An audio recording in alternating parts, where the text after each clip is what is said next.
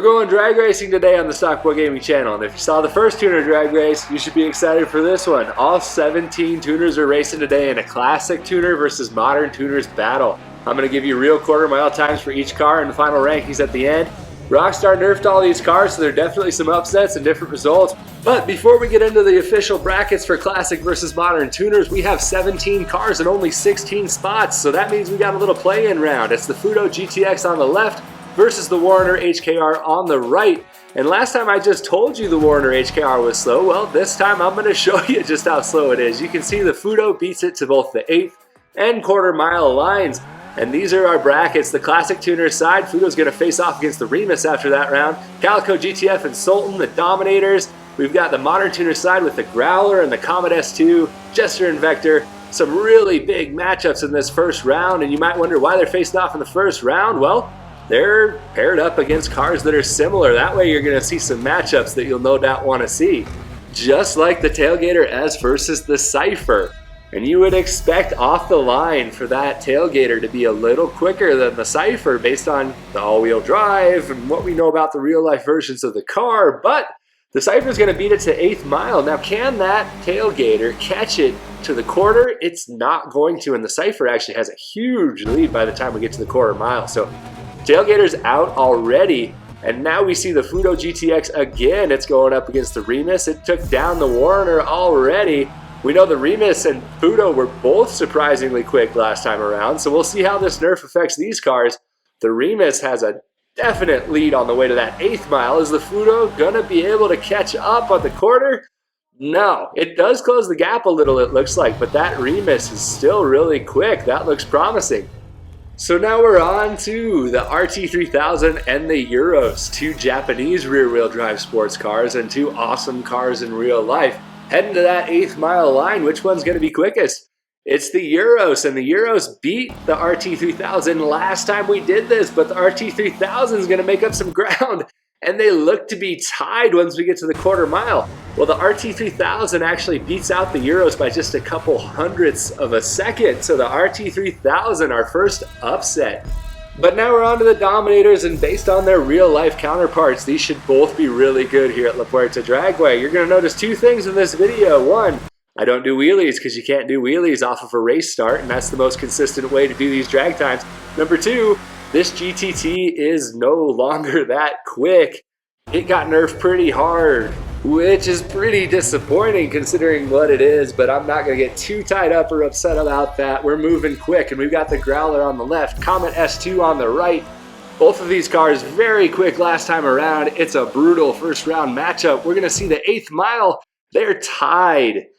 Exactly. Deadlocked going down to this quarter. Which one's going to get there first?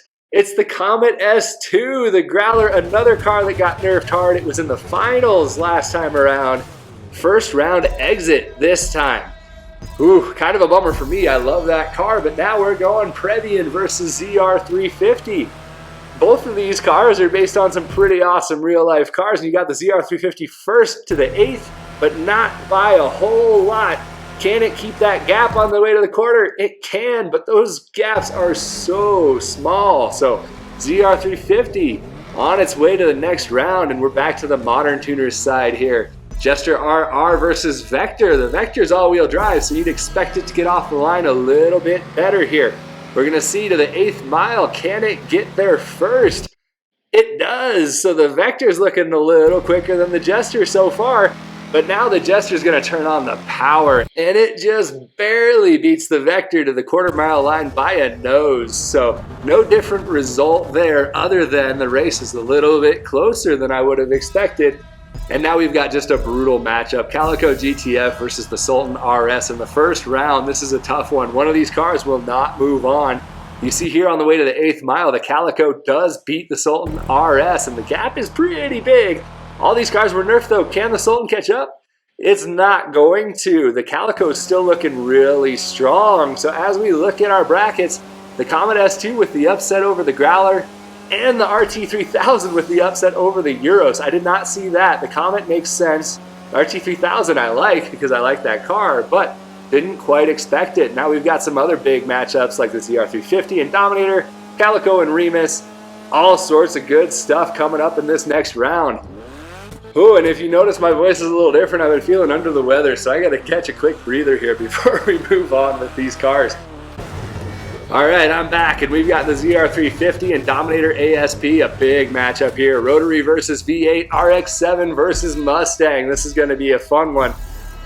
Heading off the line, which one do you think is going to get to that 8th mile line first? Both of them should be really quick, but we see the ASP with a big gap. The ASP is looking really promising. That ZR350 might make a comeback. It's not gonna though. A couple car lengths. The advantage goes to the Dominator ASP. That thing's still looking quick. I wish the ZR350 was quicker than it is, but hey, what can you do? Calico and Remus now. We know the Remus is surprisingly fast in the quarter mile. If you watched my last video, we're going to see how that nerf affects it.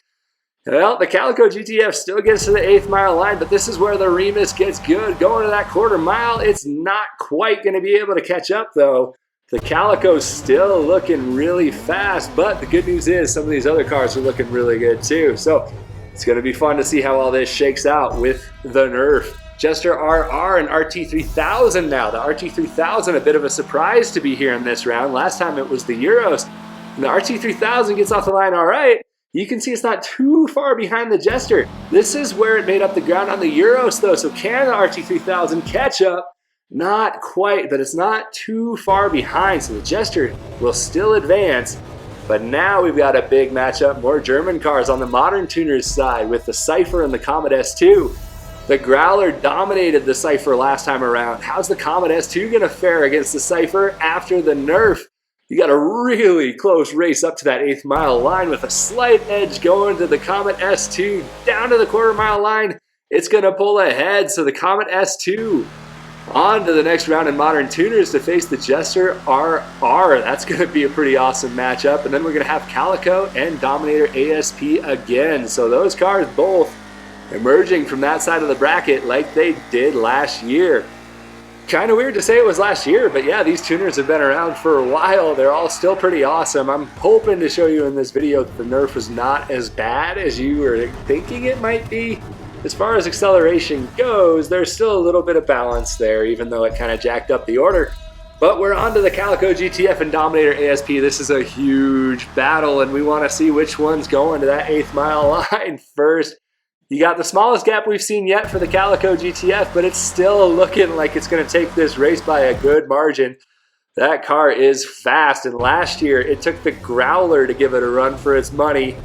This year it's going to be either the Jester RR or the Comet S2, and apparently I really like blue. It's my favorite color if you can't tell. Both of these cars are racing blue. Heading to that 8th mile line, which one's going to get there first? We've got a close race, but the Comet S2 is looking like it wants to take the Growler spot in the finals. Stretching it out all the way to that quarter mile, it's going to gain on the Jester, so that is good news. We want a close race here in the finals. Comet S2 eliminates the Jester. Calico GTF again eliminates the Dominator ASP, but we've got a different final than we had last time around. Will the Comet now be up to the task of taking down the Calico? And it makes more sense for a car based on a 911 to be faster than a car based on a Cayman. I'm hopeful as we head into this round. Let's see how it plays out. The battle for tuner supremacy at La Puerta Dragway. Porsche versus Toyota Celica GT4. Heading to the 8th mile first. Who's going to get there? It's going to be the Calico GTF. Really fast off the line, even against this Comet S2, which was dominating the modern tuner side of the bracket. It dominates it all the way to the quarter mile, so the Calico GTF is still looking like the fastest tuner. In fact, it is the fastest tuner in a straight line. We know that for sure, but the rest of the order, you got to look here to see, and in parentheses next to each time is the change. I test without wheelies because it's really accurate, so anything you see above about 1/100th of a second and change is an actual change for the car. The Dominator ASP, the only car with a gain, but then you see the Growler, the Jester, the Vector, the Fudo, the ZR350, the Dominator GTT, and the Tailgater all hit really hard by the nerf, which is really kind of frustrating. I want to see the ZR350 faster. And how on earth do you not nerf the acceleration for that Calico GTF? Some of these changes really kind of stink, but what can you do? There are your final rankings. I hope you enjoyed the video. If you did and you're not already, don't forget to subscribe to the channel. Thanks so much for joining today, and I hope to see you next time.